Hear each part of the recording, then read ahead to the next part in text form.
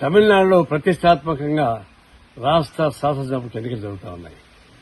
అక్కడ డీఎంకేతో పాటు left parties అంతా కలిపి సంయుక్తంగా బీజేపీని అడుగు పెట్టనీయకూడదని చెప్పేసి సర్వంతో ఒక రాజకీయ ఐక్యత ఏర్పడిపోయింది, స్ట్రాంగ్ అయిపోయింది.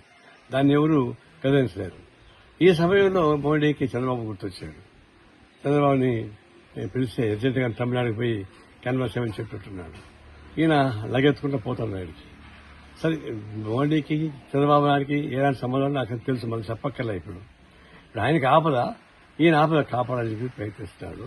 వీళ్ళు అక్కడ తెలుగు మాట్లాడే వాళ్ళ దగ్గర పోయి తెలుగు ప్రజల్ని ఇన్ఫ్లుయెన్స్ ట్రై చేస్తున్నాడు.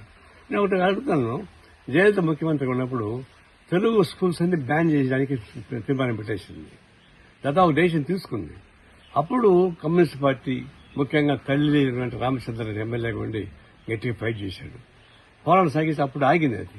ఆనాడు తమిళనాడులో ఉన్నటువంటి తెలుగు వాళ్ళంతా వచ్చి చంద్రబాబు నాయుడిని, అయ్యా నువ్వు వచ్చి మాట్లాడు గట్టిగా, తెలుగు ప్రజానీకానికి అన్యాయం జరుగుతుంది. ఆయన పోలే, ఆనాడు పోలేదు. తమిళనాడులో ఉన్న తెలుగు ప్రజానీకానికి అన్యాయం జరుగుతుంటే చూస్తూ ఊరుకున్నాడు. అలాంటి ఇప్పుడు పోయి తెలుగు వాళ్ళని ఓటేయండి, బీజేపీ కూటమి ఏం మొక్క పెట్టుకుని చెప్తాం? ఆనాడు ఈ మొక్క ఏమైంది? ఈనాడు ఎందుకు అడిగిపోతున్నావు అంటే మోడీకి ఆపోజిట్ నువ్వు మాపల మొక్కలు మొక్కాలనా? ఇది ఒక విధంగా అవకాశం తప్ప కాదు.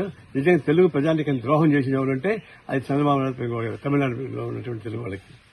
ఇది ఈనాడు మాట్లాడేటువంటి క్యాన్వాసు తమిళనాడు ప్రజలు కానీ తెలుగు ప్రజలు కానీ ఆయనకి అంగీకరించరు.